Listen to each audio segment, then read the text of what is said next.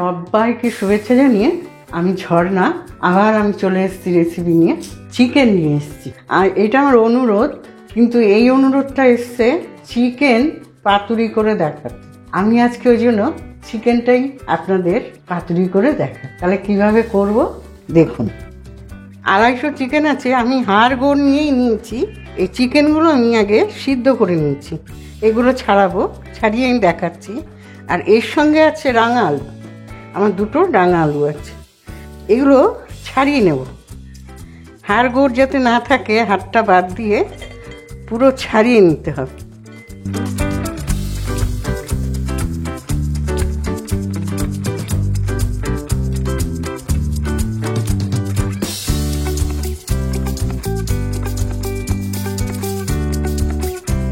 সব চিকেনগুলো গুঁড়ি গুঁড়ি করে নিলাম।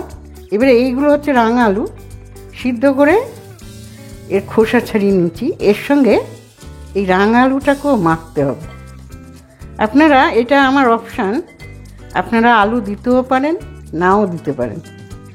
আমি দিলাম কেন, একটু মিষ্টি মিষ্টি হবে, কারণ আমি এখানে মিষ্টি দেব না।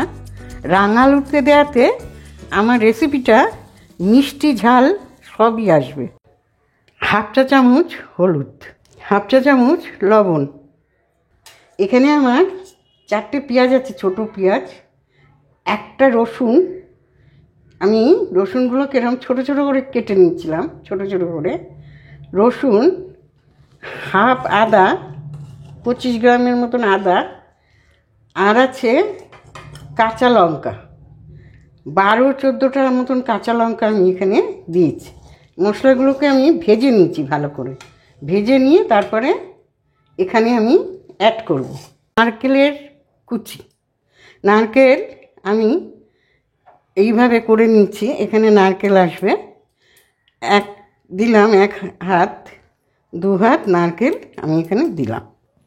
আমি অন্য কোনো বাটা দেব না, আমি কাসুন্দি দিয়ে আজকে পাতুরিটা করব। এর টেস্ট একদম অন্যরকম হবে। এবারে সবগুলোকে হাত দিয়েই মাখবো, ভালো করে হাত দিয়ে মিক্সড খেতে হবে।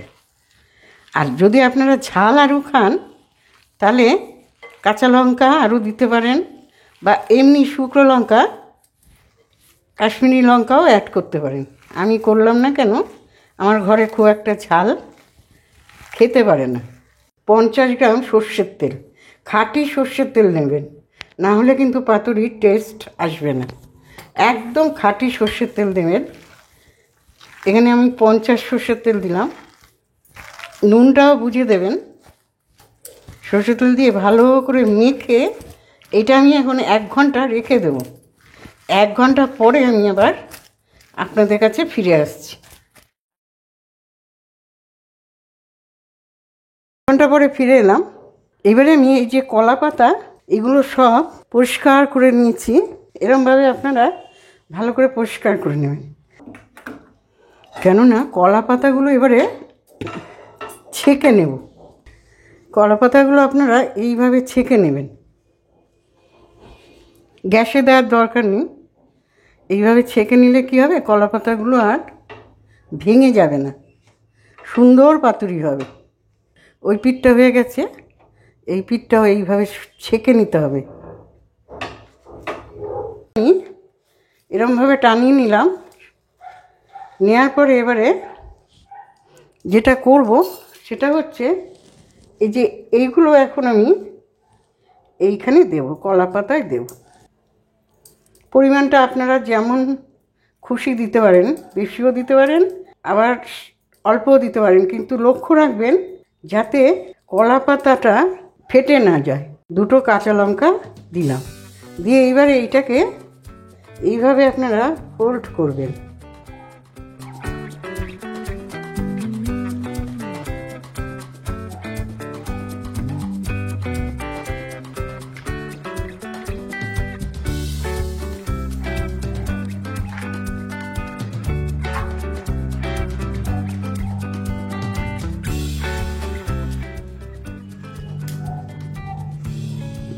এইভাবে করে সুতো দিয়ে বাঁধতে হবে।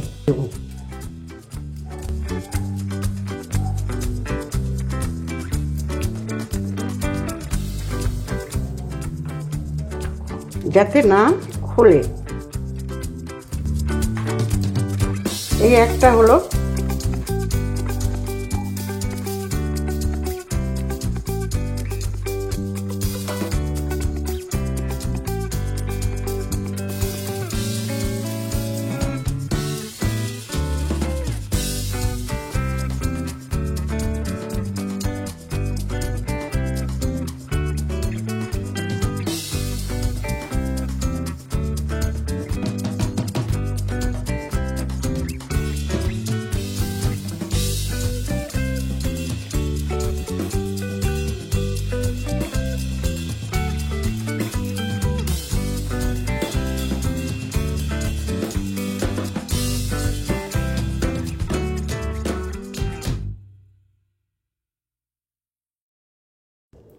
গ্যাসটাকে অন করলাম, তার কারণ আমার এগুলো পাতুরিগুলো সাজানো হয়ে গেছে।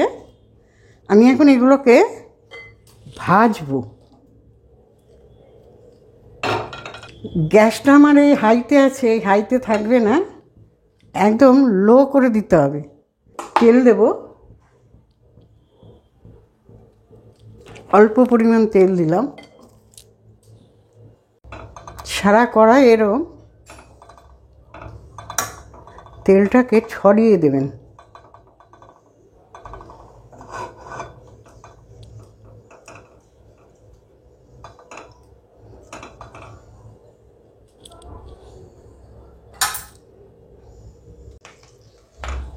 গ্যাসের ফ্লেমটা একদম লো করে দেবেন, একদম লো।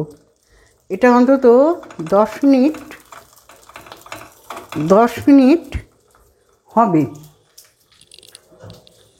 আমি এটাকে এখন ঢাকা দিয়ে দেবো। আমি 5 মিনিট পরে ফিরে এসে দেখি কীরকম হচ্ছে। ফিরে এলাম।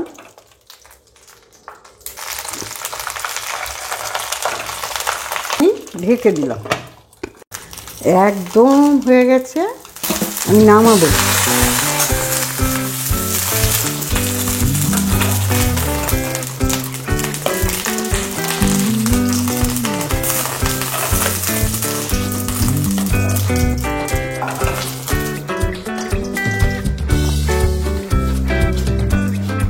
আমার পাতুরি হয়ে গেল। এখন আমি পরিবেশন করব। পাতুরি নামটা হয়েছে কলা পাতার থেকেই।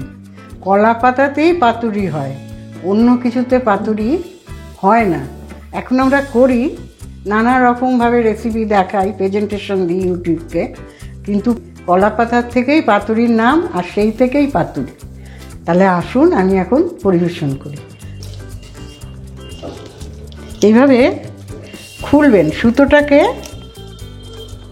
সুতোটা যেন না খাওয়া যায়, এইভাবে খুলতে হবে। দেখুন কি সুন্দর হয়েছে, দেখুন অপূর্ব হয়েছে। তাহলে আজকে আসছি, নমস্কার।